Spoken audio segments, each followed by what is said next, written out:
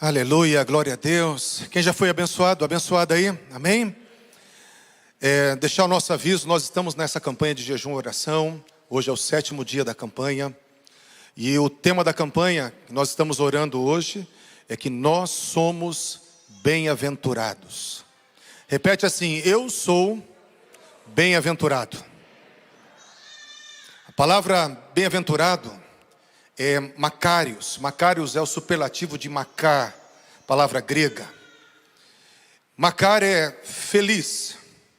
E Makarios, os rabinos traduzem como 3 vezes felizes, ou com grande felicidade temos. Então nós não somos apenas felizes, nós somos felizes no superlativo.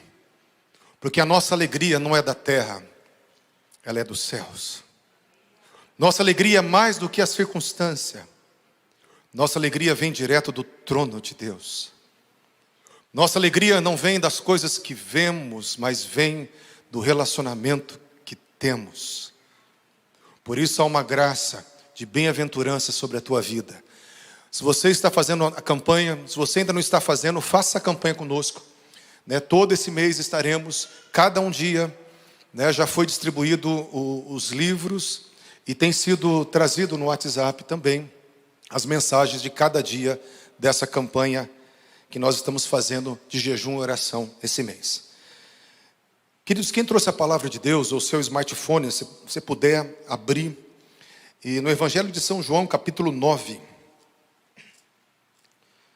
Evangelho de São João, capítulo 9.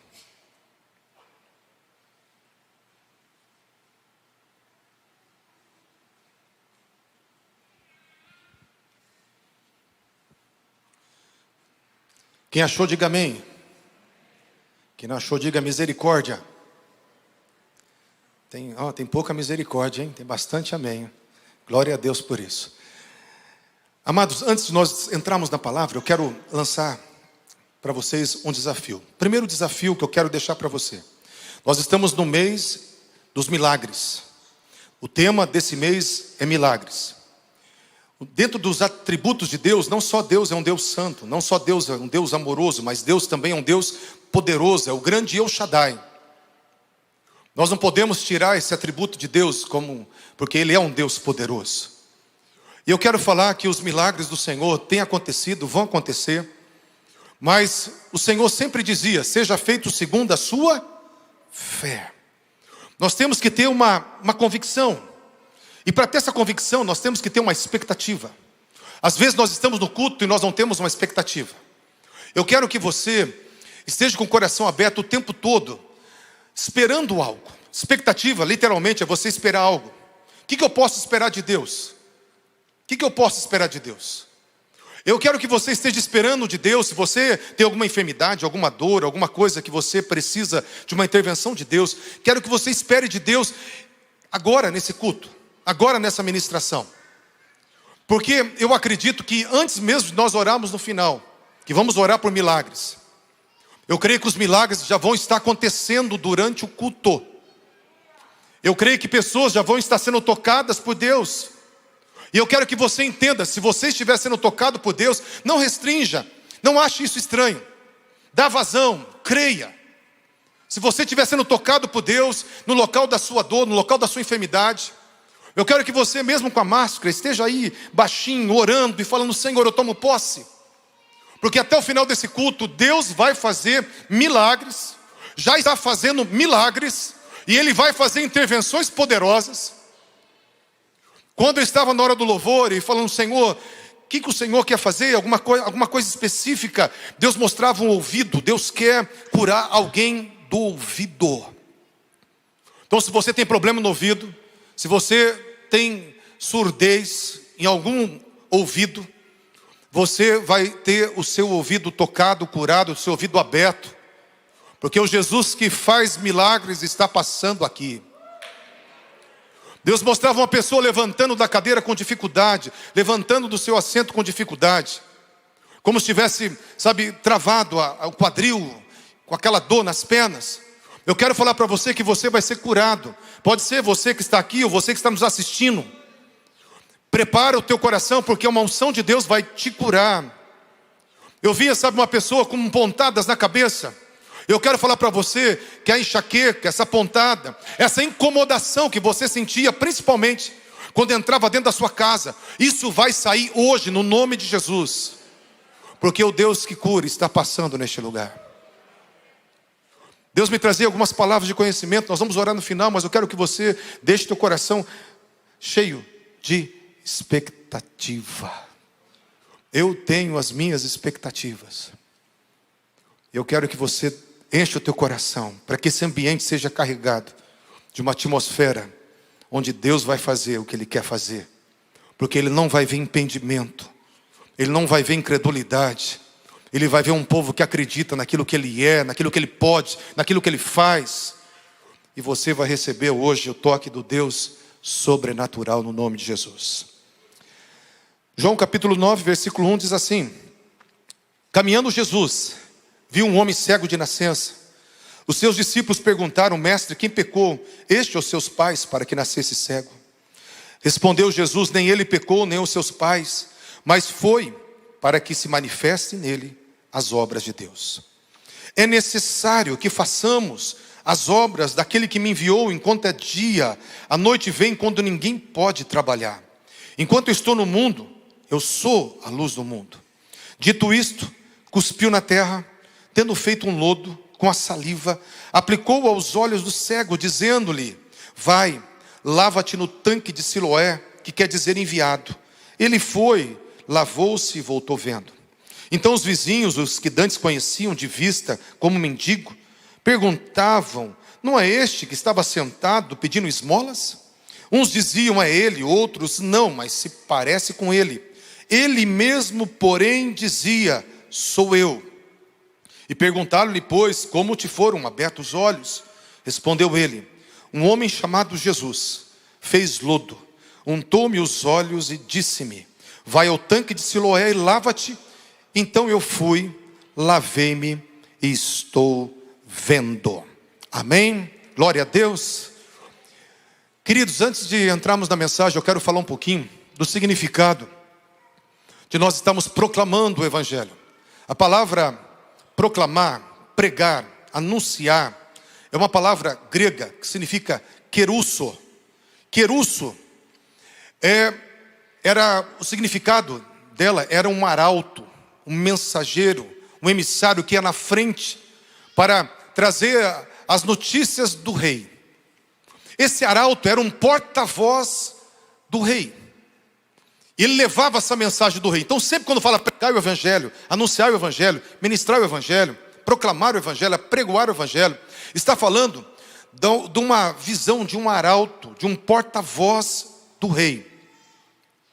Por que eu estou falando isso? Porque muitas vezes nós estamos ouvindo a pregação, nós acostumamos com o culto, nós acostumamos com a liturgia, nós acostumamos com a palavra de Deus. Mas nós não damos o valor devido e o significado devido de tudo isso. Quando o arauto vinha, ninguém sabia o nome do arauto. Ninguém conhecia a vida do arauto. Mas aquilo que o arauto estava falando tinha que ser falado com seriedade, com gravidade. Era um momento solene. Porque aquele arauto era um oficial do governo, que estava trazendo uma palavra do rei para aquele local, para aquele povo, para aquela cidade. Enquanto o arauto não era nada mais, ele trazia uma palavra que era uma palavra de ordem, uma palavra de autoridade, uma palavra de peso, que deveria ser ouvida, reverenciada, que deveria ser acatada, obedecida, crida nessa palavra. Eu quero falar para você que quando fala que nós somos pregadores do Evangelho do Reino, o arauto vai na frente e o rei vem atrás. O arauto pode ser alguém que você nem gosta do jeito que ele traga a mensagem. Mas não importa o jeito que o arauto traz a mensagem. Importa de quem é essa mensagem. E eu quero falar para você que a mensagem da palavra é a mensagem de um rei. Do rei dos reis, do Senhor dos senhores, do rei do universo, daquele que venceu todas as coisas, que herdou todas as coisas, Yeshua HaMashiach, o nosso Senhor, o nosso Messias. E essa palavra nessa noite, ela tem vida, não porque o arauto vai falar, mas porque o rei está mandando falar. E quando o rei manda, ele vem e honra a sua palavra. Eu quero que você tenha uma expectativa em cima de toda a pregação. Por quê? Porque quando nós estamos pregando o evangelho, nós estamos apenas chamando, tocando a trombeta, lendo o pergaminho daquilo que o rei está falando, daquilo que o rei quer fazer e daquilo que o rei vai fazer. Amém? Então, quando eu penso nesse texto, eu penso que no versículo 1, caminhando Jesus, ele viu um cego de nascença. E eu quero falar a primeira coisa, como esse arauto que não tem nome, mas que anuncia o nome daquele que é sobre todo nome, que tem um nome acima de todo nome. Eu quero falar que o Jesus da Bíblia, ele estava caminhando em prol de um homem, caminhando em prol de uma pessoa.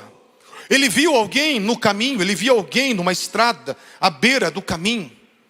E ele fez um movimento de ir de encontro a este homem, de encontro a essa pessoa. E a primeira coisa que o Espírito Santo me falava, para trazer para vocês, o Jesus da Bíblia está fazendo um movimento em prol de vidas nessa noite. O Jesus da Bíblia está caminhando em prol de pessoas nessa noite. O Jesus da Bíblia está vendo realidades que ninguém está vendo. O Jesus da Bíblia está olhando dores que ninguém está vendo. E ele está caminhando de encontro a essas dores, caminhando de encontro a essas vidas. Eu quero falar que você pode ser a pessoa que vai ser encontrada por Jesus, como aquele cego de nascença foi encontrado naquele lugar. O Jesus da Bíblia está se movimentando em prol de um homem, em prol de uma mulher, em prol de um jovem. E você vai saber quando ele chegar. Você vai saber quando ele começar a falar com você. E a palavra fala que ele viu um homem que não conseguia vê-lo. Ele viu um homem que era cego de nascença. Ele notou esse homem, mas antes de nós falarmos dele ter notado esse homem, eu quero falar que todo esse texto, Jesus está trazendo uma mensagem para a igreja, para os discípulos. Quando você olha esse texto todo, você vê que ele está ensinando os seus discípulos. Ele está num treinamento com os seus discípulos. Ele chega e ele desafia os valores dos seus discípulos, quando ele caminha para junto de um cego de nascença. Ele chega para os seus discípulos e fala assim: é necessário, é correto, é justo que façamos as obras daquele que me enviou. Ele chama os discípulos para uma responsabilidade. A primeira aplicação prática, eu quero que você entenda dessa mensagem, é que essa mensagem é uma chamada de responsabilidade. Deus, ele quer fazer coisas grandes nessa terra, mas ele faz com a parceria dos seus discípulos. Ele ensinou os seus discípulos, e os seus discípulos fizeram exatamente depois o que ele fez. E ele estava num treinamento com os seus discípulos.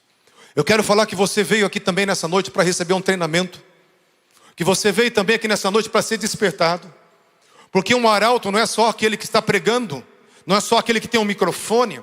Todos nós somos embaixadores do reino de Deus, todos nós somos discípulos do Senhor, todos nós estamos representando o Rei da Glória, todos nós precisamos trazer a mensagem da salvação, todos nós temos que mostrar Jesus com as nossas vidas, todos nós podemos apresentar um Deus que faz milagres, e esse mês é o mês dos milagres, e Deus quer treinar você, para você ser alguém que vai levar Jesus. Nós somos os templos, as casas móveis, o santuário onde ele habita, e ele se move, e ele vai até pessoas através de você. Ele foi para aquele cego não ia conseguir chegar até Jesus. Presta atenção, querido, aquele cego não conseguiria chegar até Jesus. Aquele cego não conseguiria ver o caminho para chegar até Jesus. Tem muitos que não sabem o caminho, que não conhecem o caminho, que não entendem o caminho, que nunca experimentaram desse caminho, mas que Jesus está levando os seus discípulos para alcançar aqueles que não foram alcançados. Tem pessoas que estão jogadas, abandonadas, na escuridão. Na escuridão não só da vista, mas na escuridão das suas dores. Porque aquela cegueira que trazia uma escuridão, ela carregava no profundo uma dor. Eu quero falar para você que muitas vezes você pode ser como um cego também. Que não só tem áreas que estão ainda intocáveis, que não foram tocadas pela graça, mas pode ter áreas de dores que você precisa que Jesus alcance você. Tem escuridões dentro da alma que você precisa de um toque de Jesus. Aquele homem, pela sua cegueira, ele tinha um desprezo de vida, ele tinha um desprezo cultural, ele tinha um desprezo porque toda anomalia e toda doença era tratada como se um julgamento divino. Então aquele homem tinha uma sentença de condenação. Mas Jesus, ele fez algo totalmente diferente quando ele começou o seu ministério. Ele alcançou todos que estavam doentes, todos que tinham deformidades, todos foram curados. Todos que eram desprezados, marginalizados, todos foram tocados, todos foram amados. Porque o Senhor tirou o rótulo que a sociedade colocava, o rótulo da rejeição, o rótulo do desprezo, o rótulo do abandono, para mostrar que toda alma tem valor diante de Deus. E Ele estava ensinando isso para a sua igreja, que toda alma tem valor diante de Deus. Amém, queridos? E quando nós vemos que quando Jesus chamou os discípulos e levou até um cego de nascença, o problema de ter nascido cego era pior ainda, porque não foi uma causa que levou ele à cegueira, mas foi já o nascimento. E daí vinha mais forte o preconceito, dizendo: se ele nasceu assim foi porque Deus quis assim. Se ele nasceu assim foi porque Deus está punindo ele ou a sua família. E os discípulos, quando viram o cego de nascença e viu Jesus olhando para o cego de nascença, os discípulos já falaram assim: Senhor, quem pecou? Ele ou os seus pais, seus antepassados? Eu quero falar que Jesus estava chamando eles para fazer um milagre, chamando eles para trazer o toque do sobrenatural, chamando eles para um treinamento, para eles fazerem o que Jesus fazia. E aqueles homens literalmente começaram a trazer os seus valores, os seus pretextos, as suas desculpas, as suas justificativas. Hoje nós temos muitas justificativas para não fazermos muitas coisas. Hoje nós lavamos as mãos, os discípulos estavam lavando as mãos dizendo: Senhor, esse homem é cego de nascença, mas não é responsabilidade minha. Ele é cego de nascença, mas o problema é dele. Ele está numa situação caótica, ele é desprezado, ele fica à beira do caminho pedindo esmola, mas o problema é dele ou da família dele. Quantas vezes nós estamos também assim, olhamos a dor do outro, mas a gente fala assim: eu já tenho tanta dor, eu tenho tanto problema, para que me preocupar com o problema dos outros? Não é verdade? Vocês acham que pastores não têm problema, né? Quem é de família pastoral aí? Família pastoral, levanta a mão aí. Bastante gente, família pastoral. Pastor tem problema, gente? Família de pastores tem problemas. E a gente tem que estar sorrindo sempre, sempre servindo, sempre contente, sempre alegre, sempre ajudando. E eu quero falar que não é só pastores, não. Todos nós temos problemas, mas todos nós temos um Deus poderoso, um Deus que, a despeito de mim, de você, faz coisas maravilhosas nessa terra. E Deus, Ele quer que a gente jogue fora todas essas desculpas esfarrapadas. Essas desculpas: Senhor, eu não faço porque isso é responsabilidade do pastor, eu não faço porque isso é responsabilidade social, é responsabilidade dos governos, eu não faço porque, Senhor, já tenho os meus problemas. Eu quero falar para você, Jesus, quando viu aqueles homens dando justificativa, porque hoje nós vemos justificativa não só nesse nível, mas a gente olha e fala assim: não, os milagres não são mais para o nosso tempo. Os milagres acabaram com a morte do último apóstolo. Morreu o último apóstolo, acabou os milagres. Nós começamos a dar justificativa para a nossa inoperância, para o nosso fracasso. E eu quero falar para você, Deus te chamou para você ser um instrumento de milagres. Deus te chamou para coisas grandes. E Deus quer que você abra mão de toda justificativa. Nós estamos falando, sabe, um mês falando sobre milagres. E aqui não é para nós falarmos sobre milagres. Aqui é para nós crermos em milagres, para nós enxergarmos os milagres, decretarmos os milagres. Jesus, quando ele via alguém doente, ele não ficava ali, Pai, tem misericórdia. Deus tem misericórdia. Quando ele via alguém enfermo, ele não falava assim, Pai, se for a tua vontade, faz alguma coisa. Era a vontade do Pai. Quando ele via alguém que era surdo, ele falava, ouvidos se sejam abertos. Quando ele via a pele de um leproso toda tomada por doença, falava assim, pele, se limpa. Quando ele via um paralítico, ele falava, levanta-te e anda, perna, receba movimento. Ele falava, ele dava palavras de ordem, dava palavras de decreto, porque ele sabia a vontade de Deus. Deus não quer que a gente fique, sabe, apenas pensando, Senhor, tem misericórdia dos doentes. Lógico, Deus já tem misericórdia. Sabe por que Ele tem misericórdia? Porque Ele não criou ninguém para ficar doente. Ele não criou ninguém para passar pelas dores do luto. Ele não criou ninguém para viver os fracassos dessa vida. Tudo isso é consequência do pecado, não é a vontade de Deus. A vontade de Deus é que nós fôssemos eternamente jovens, que nós não provássemos a morte, tivéssemos uma mente iluminada, uma vida sem problemas, com muita fartura. Essa é a vontade de Deus. Deus, Ele fez você como um projeto de amor. Ele fez você para você ser bem-aventurado. Por isso, essa praga do Covid não veio de Deus. Por isso, os sofrimentos não vêm de Deus. Pelo contrário, nós temos que entender que não vem de Deus e nos posicionarmos e falarmos, Senhor, eu vou fazer o que o Senhor faz. O Senhor, Ele traz alento. O Senhor, Ele traz cura. O Senhor, Ele traz solução. O Senhor dá ordem aos doentes, eles são curados.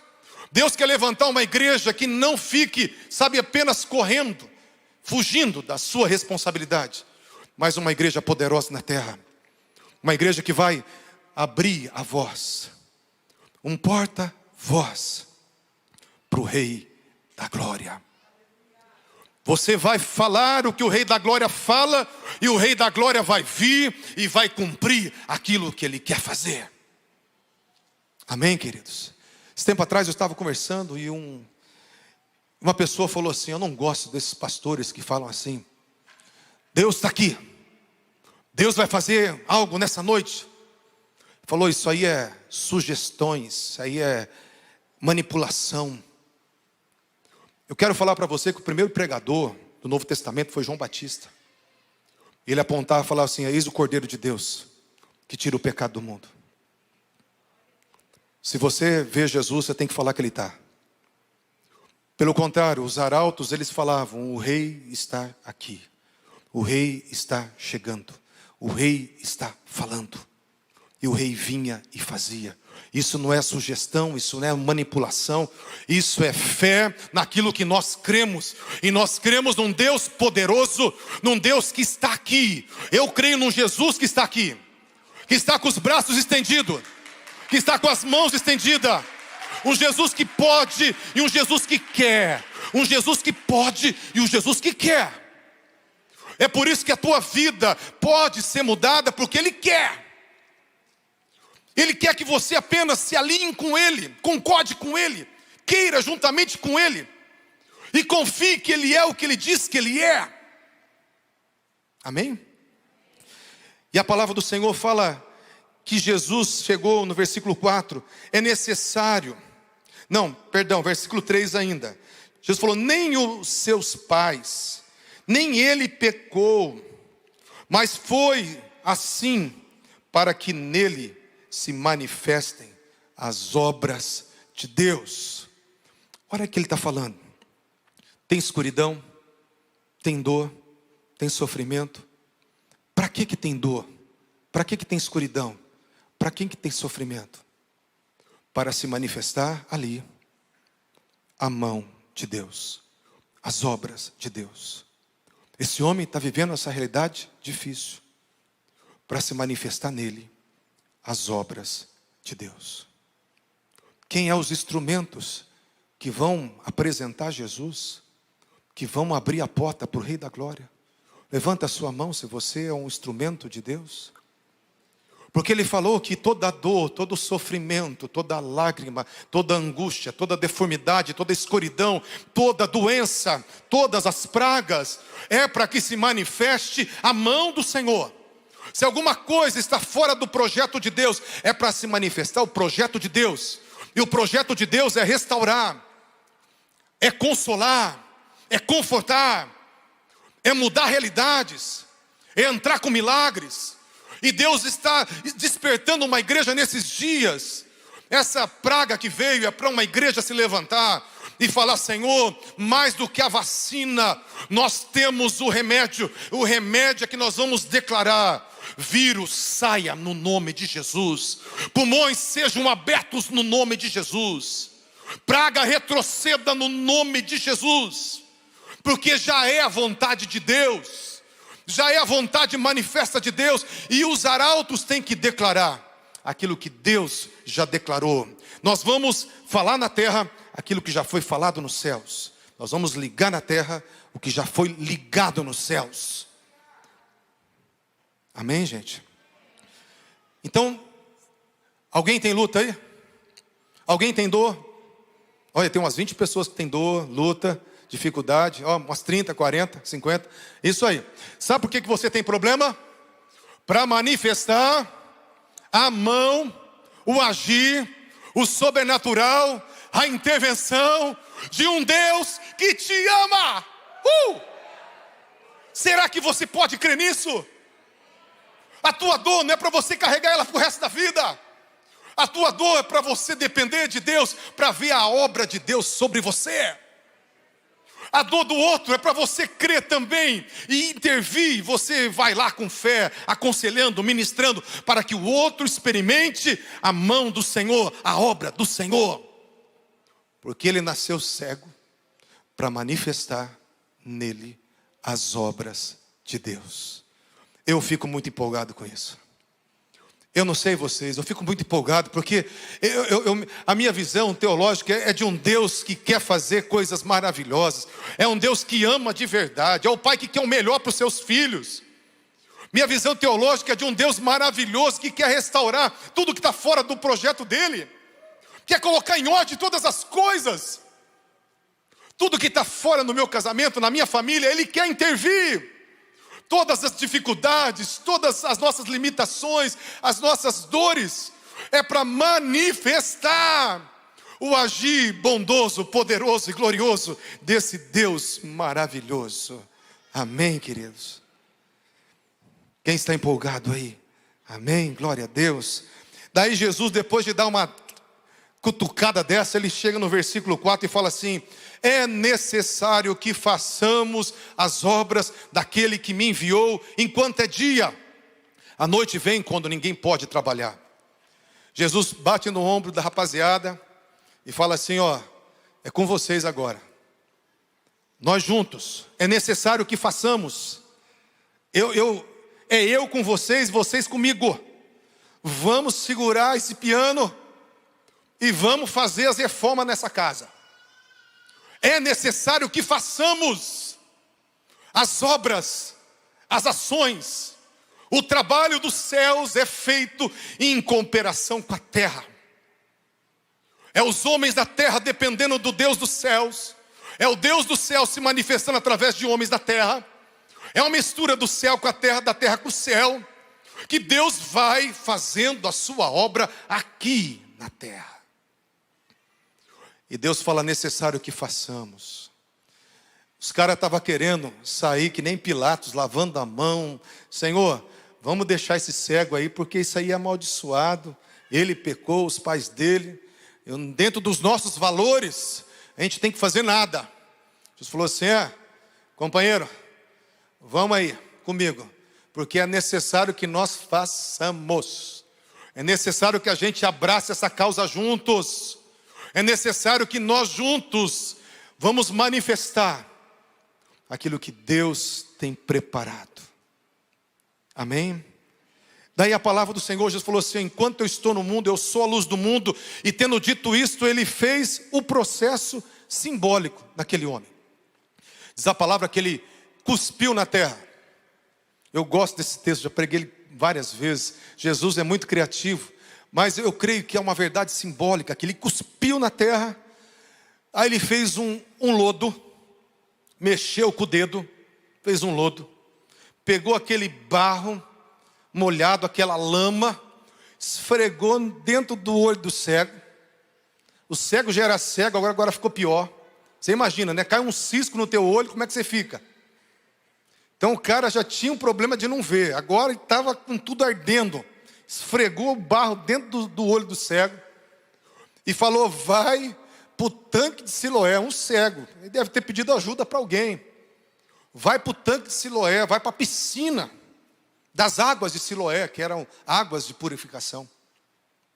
E ele foi, daquele jeito, obedeceu. Eu não sei, se eu fosse o cego e eu não tivesse fé, eu ia pegar a minha roupa e dar uma limpada no olho, porque ia estar incomodando esse negócio. Pensa comigo, alguém esfregar barro assim, ó, no teu olho, esfregando aqueles monte de grãozinho de areia no teu olho. Você não ia querer dar uma limpada? Né? Se um pastor fizer isso com você, você vai correndo ali fora, né, na pia para lavar o olho. Esfregou no olho, o cara foi com aquele olho tudo ardendo até o tanque de Siloé, lavou e ficou curado. E eu quero falar que dentro dessa criatividade de Jesus, eu quero entender que nesse treinamento existem algumas coisas simbólicas que Jesus estava ensinando para eles. Primeiro, que nós temos que vivenciar os milagres com o primeiro pré-requisito, com aquilo que sai da boca de Jesus. Mateus 4,4. Não só de pão viverá o homem, mas de toda palavra que sai da boca de Deus. Saiu água da boca de Jesus, saiu água da boca de Deus. Efésios 5:25, eu amo esse texto, até o versículo 26, fala que Jesus, ele amou a sua igreja, se entregou por ela, para santificá-la, pela lavagem da água, pelo banho da água, pela palavra de Deus. Então Jesus, ele lava a sua igreja com a água da palavra. Ele lava a sua igreja através da verdade, dos princípios, dos seus valores, daquilo que ele deixou. 1 Pedro 1:22 diz assim, que nós purificamos, nós lavamos a nossa alma pela obediência à verdade. João 15:3 fala, Jesus dizendo: vocês já estão limpos pelas palavras que eu vos tenho falado. Então a palavra de Jesus trazia purificação. Aquilo que sai, a água que sai da boca de Deus purifica. A verdade que sai da boca de Deus lava, purifica. Então a primeira verdade foi que Jesus cuspiu, saiu água da boca de Jesus. Segunda verdade simbólica, que ele cuspiu na terra. Mateus 13 vai falar a parábola do semeador. Na parábola do semeador, Mateus 13:4, fala que o semeador jogou a semente à beira do caminho, veio as aves dos céus e roubaram aquela semente. Em Mateus 13:19, Jesus explicando a parábola, ele fala que a semente é a palavra de Deus, e a terra é o coração dos homens. O coração dos homens. E o maligno vem e rouba aquilo que foi semeado no coração dos homens. Quando a semente não entra, quando a semente fica na terra grossa, na terra pisada. Então, quando nós entendemos que a terra simboliza o coração do homem, eu entendo que a palavra de Deus tem que entrar aqui, ó. A palavra de Deus tem que mexer aqui dentro. A verdade de Deus tem que começar a mexer aqui dentro. Porque Jesus, ele quer cuspir na terra. Ele quer colocar a palavra dele aqui dentro, ele quer mexer, virar um lodo santo, uma laminha santa.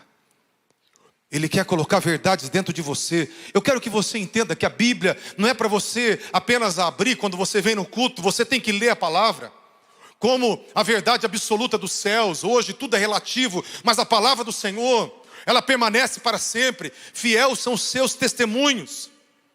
A palavra ilumina os olhos. Tudo que você deve buscar, busque a sabedoria, mais do que o ouro, mais do que a prata. Se você abraçar a palavra, ela vai te honrar. Nós precisamos entender o valor da Bíblia. Quando eu entendo, por exemplo, sobre a cura do cego, sobre a cura de enfermidades, que a palavra do Senhor fala que Jesus verdadeiramente tomou sobre si as nossas enfermidades e levou as nossas dores. Nós o reputávamos por aflito, ferido de Deus e oprimido, mas ele foi ferido pelas nossas transgressões, foi moído pelas nossas iniquidades. O castigo que nos traz a paz estava sobre ele, e pelas suas pisaduras já fomos sarados, já fomos curados. É uma verdade de Deus. Isaías 53, 4 e 5. Ele carregou enfermidades, levou as doenças, e pelas suas pisaduras já fomos sarados.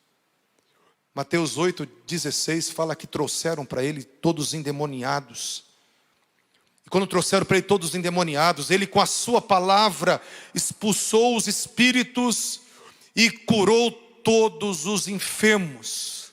Para se cumprir a palavra de Isaías que diz: ele levou as nossas enfermidades e carregou com as nossas doenças. Ele já levou, ele já carregou, está no passado. São verdades que tem que entrar dentro do nosso coração, tem que entrar dentro de nós. Estou pegando uma verdade bíblica, que tem que entrar dentro de nós. Daí depois, nós vemos que vários textos vão se confirmando. 1 Pedro 2,24 fala que pelas suas pisaduras fomos sarados. Não fala que você vai ser, fala que já fomos. Amém, queridos? Há uma realidade que nós já fomos sarados. A igreja tinha que experimentar um novo nível de cura, um novo nível de milagres. Nós tínhamos que ter muito mais ousadia, muito mais praticidade, muito mais funcionamento nos dons, porque o Senhor já nos deu essa realidade já é herança. Essa realidade, essa verdade é uma realidade, e uma realidade que é uma herança, e quem é filho pode se apropriar da herança.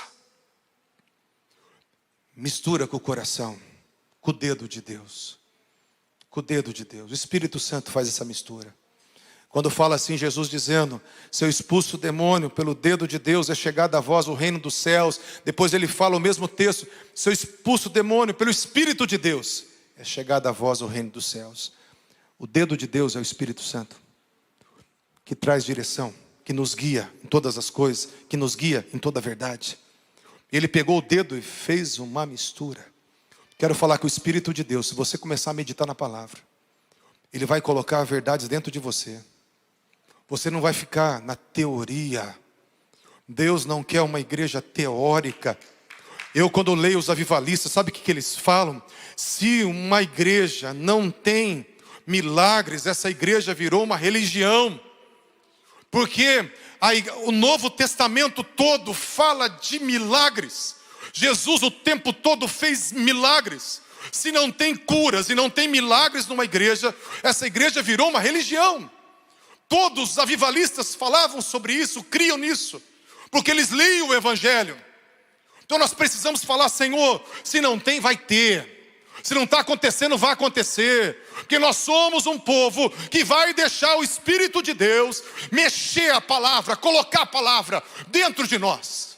Nós vamos meditar, nós vamos orar, até o Espírito Santo colocar dentro do coração verdades absolutas, onde nós vamos olhar para as circunstâncias com convicções que foram plantadas por Deus dentro de nós. A palavra tem que descer da teoria para o Espírito, da cabeça para o teu homem espiritual. Você não tem que ser uma pessoa arrogante, mas você tem que ter convicções, certeza absoluta. O problema é que nós vivemos um mundo de relatividade, então nós temos certeza de nada, e é por isso que nós ficamos também um povo que não consegue crer, porque tudo é relativo, tudo é relativo. A palavra de Deus é verdade absoluta. E quando nós começamos a falar sobre isso, eu sei que isso gera gente esquisita, gente estranha, gente fora da casinha, mas é isso que Deus quer fazer. Gente estranha, gente que vai ter umas atitudes meio insanas. Por quê? Porque quando você começar a crer no sobrenatural, você não vai ser uma pessoa normal, tá certo? E Deus, Ele quer levantar, eu falo isso, tem um monte de gente que me olha com cara de assustado, mas Deus não te escolheu para ser uma pessoa normal. Deus fala que você é peregrino, você foi tirado desse mundo. Você agora é peregrino, você já é um cidadão dos céus. Você já é um cidadão dos céus. Realidade dos céus é a tua verdade. A palavra dos céus é a tua verdade. Os milagres dos céus já é a tua verdade. Nós estamos igualzinhos os homens naturais, mas nós não somos deste mundo. Os únicos alienígenas que eu creio é a igreja do Senhor Jesus, que nós não somos deste mundo. E eu tenho orado, nós temos um curso de ativação profética para fazer gente esquisita, gente anormal, gente doida, mas que vai ter resultado de Deus na terra, que vai abrir a boca e Deus vai aparecer, que vai abrir a boca e Deus vai falar. Deus está procurando gente esquisita, e Ele está procurando você, porque se Ele te chamou, é para te tirar do mundo, e para colocar o DNA dele dentro de você. A cartilha que te rege, não é mais aquilo que você aprendeu do papai e da mamãe. A cartilha que te rege, é a palavra de Deus. Essa é a tua verdade, essa é a tua realidade, no nome de Jesus.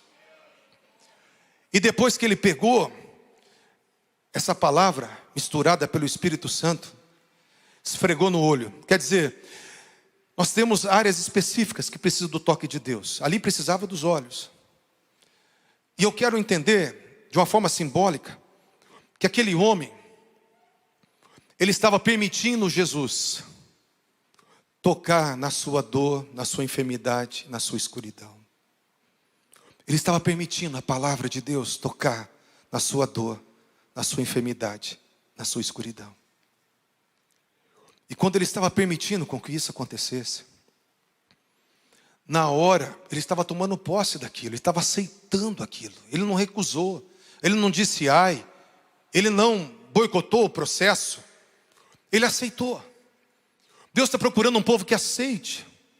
Se a palavra diz para você, que você, Atos 16, 31, se você e a tua casa servirão ao Senhor. Porque está lá Atos 16, 31, eu e a minha casa serviremos ao Senhor. Crê no Senhor Jesus e será salvo tu e a tua casa. Quando eu creio nisso, e eu trago essa palavra para mim, eu permito com que essa palavra entre no meu interior, eu vou carregar isso. Mas quando eu começo a carregar essa palavra, como aquele homem estava carregando aquele barro no olho, as coisas melhoraram ou pioraram, gente? Eu acho que piorou. Porque ele continuou cego e com o olho ardendo. Mas aquele homem não ficou preso nos sentidos, nem na circunstância. Ele aceitou aquele movimento, ele aceitou aquela água, ele aceitou aquela palavra, ele aceitou aquela ação dos céus, ele aceitou aquilo. Ficou pior, mas ele aceitou. Ele continuou cego, mas ele aceitou. Mas ele aceitou crendo que algo estava mudando a sua realidade. Ele aceitou crendo que tinha uma realidade dos céus, um movimento de Deus, que estava tocando a sua escuridão, a sua dor. Em outras palavras, eu quero citar aqui o texto de Romanos 4, 19 a 21, onde fala de Abraão. A palavra fala assim, que Abraão, ele não enfraqueceu na fé, embora Abraão olhasse o seu corpo já amortecido, e o amortecimento do ventre de Sara. Ele levava em conta isso, ele sabia que isso era real, tinha uma realidade. Ele tinha já, não tinha mais semente, Sara sempre foi estéril. Ele com 99 anos, ela com 89 anos. Ele sabia, mas ele não enfraqueceu na fé. E a palavra fala assim no versículo 20, ele não duvidou da promessa de Deus. não duvidou da promessa de Deus. Então tinha uma promessa que era o oposto com a realidade que ele vivia. A promessa é que ele seria pai de muitas nações, que Sara seria mãe de muitas nações. Ele tinha uma realidade que saiu da palavra de Deus, que era diferente da realidade que ele estava vivendo no seu físico e na sua circunstância. Mas a palavra que ele se fortaleceu na fé, dando glórias a Deus, porque creu no versículo 21, que Deus era poderoso para cumprir aquilo que prometera. Ele ficou todos os anos da sua vida crendo na palavra que Deus ia fazer dele uma grande nação, que Deus ia fazer a sua esposa gerar. Ele ficou crendo nisso, a despeito do tempo, a despeito da circunstância, a despeito das coisas piorando. Ele declarava, quando Deus mudou o seu nome, ele declarava o tempo todo: eu sou pai de muitas nações. Porque o nome dele era Abrão, e Abrão é pai exaltado. E Deus falou: você não chamará mais Abrão, mas Abraão. E Abraão significa pai de nações, pai de multidões. Ele chegou para os amigos e falou assim: ó, gente, eu sou pai de multidões. Ué, mas você não tem filho, cara. Ó, minha mulher é mãe de nações. Mas você está brincando com a gente. É, pode chamar agora, o nome dela é mãe de nações. E todo mundo falava: ô, pai de multidões.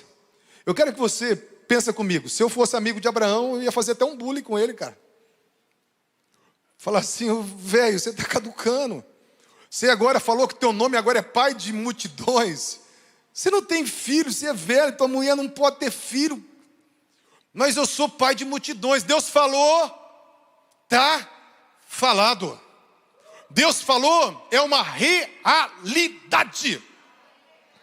Deus falou, não é só uma promessa, porque Deus não é homem para que minta, nem filho do homem para que se arrependa. Se Deus falou, Ele cumpre. Abraão tinha certeza que Deus era fiel para cumprir aquilo que prometera.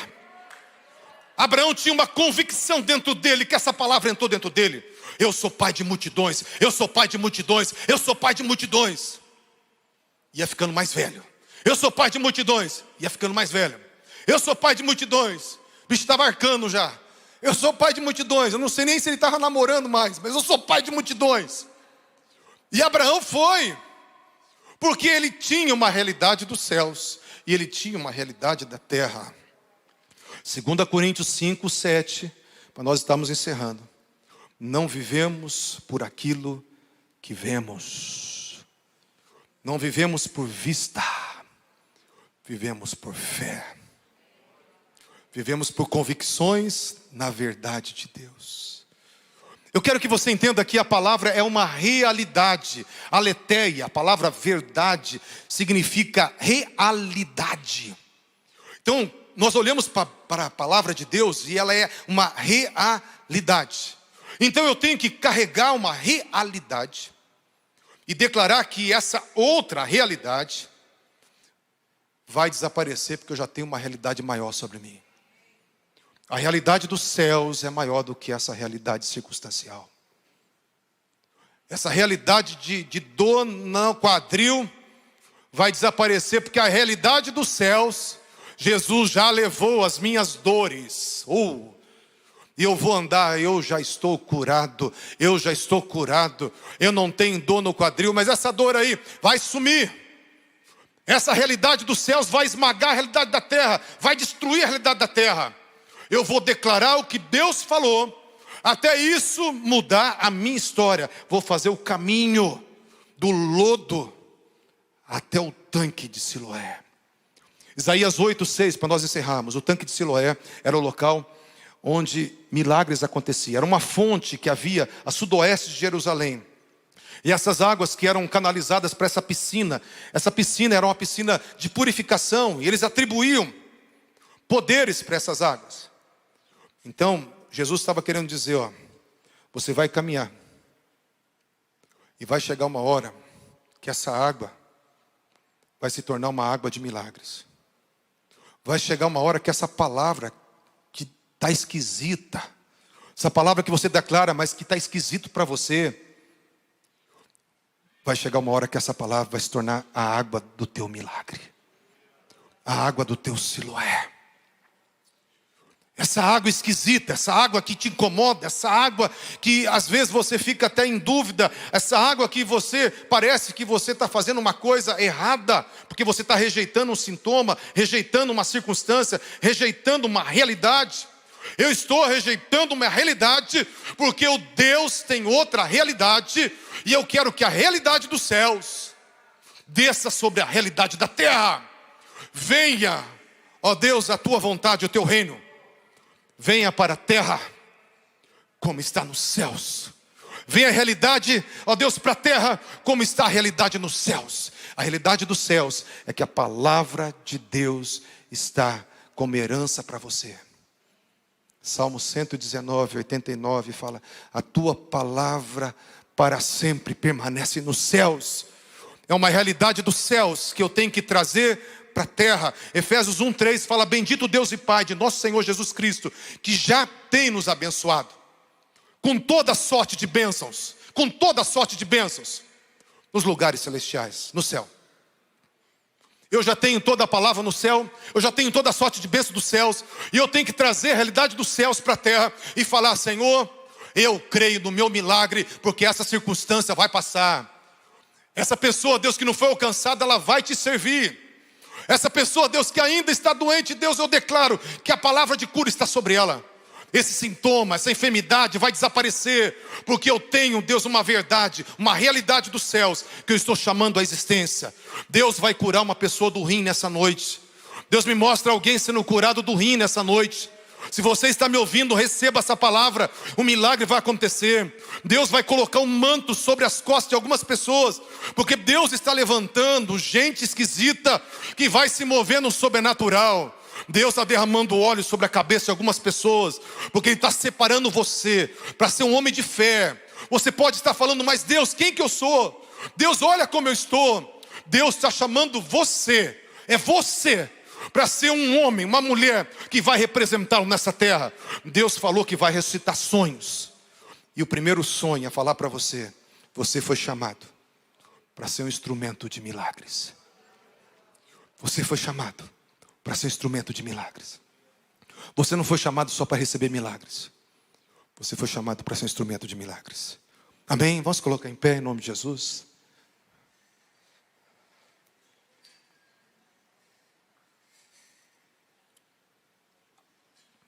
Louvor, adoração. Queridos, eu gostaria que você pudesse agora preparar o teu coração, porque eu creio que o Espírito Santo não só fala, mas Ele confirma aquilo que fala. E se tiver enfermidade, nós vamos orar: enfermidade, saia. Nós vamos falar como Jesus. Jesus falava com o órgão doente, com a pele doente, com os olhos doentes, falava com o vento, falava com a figueira. Jesus não pedia misericórdia para o Pai, pedia: Pai, a tua vontade. Não, Ele falava. Quem tiver fé vai remover os montes. Tem que falar com os montes, tem que falar com a doença, tem que falar com o diabo, tem que falar com o mal, e tem que falar ordenando, decretando, porque é a vontade de Deus restaurar, é a vontade de Deus curar, é a vontade de Deus salvar, é a vontade de Deus trazer alegria. E eu posso decretar tudo que está fora da vontade de Deus, para que saia, e chamar à existência tudo que é a vontade de Deus que venha. Estou me fazendo entendido? A gente não está aí esmolando que nem o cego: tem misericórdia de mim, Senhor. Se o Senhor puder me ouvir, escuta o meu clamor. Deus, Ele quer que você abra a boca e fale aquilo que Ele já fez. Aí Ele vai fazer através de você, porque você é apenas um representante. Você é apenas uma boca que Ele precisa, só. Você não tem que ser pastor, você não tem que ser um homem do Shaba, que tem que sapatear, pular para as coisas acontecerem. Você tem que ser alguém só que abre a boca. E acredite que a Bíblia é a verdade, e que Deus é o que Ele diz que é.